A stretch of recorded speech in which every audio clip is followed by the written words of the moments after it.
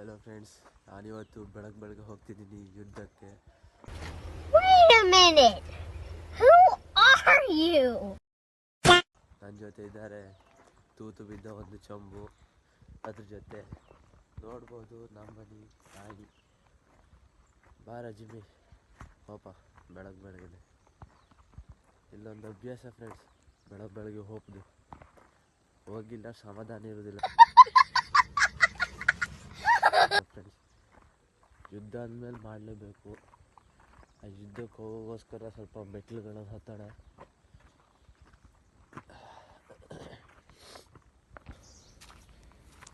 ಹಂಗೋ ಹಿಂಗೋ ಜಾಗ ಬಂತು.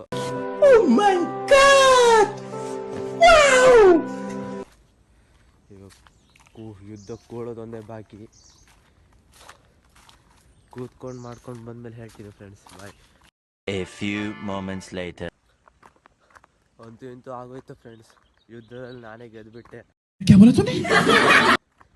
ಇದೇ ಇವತ್ತಿನ ವ್ಲೋಗ್ ಆಗಿತ್ತು. ನೆಕ್ಸ್ಟ್ ವ್ಲೋಗ್ಗೆ ಸಿಗ್ತೀನಿ ಫ್ರೆಂಡ್ಸ್. ಬಾಯ್.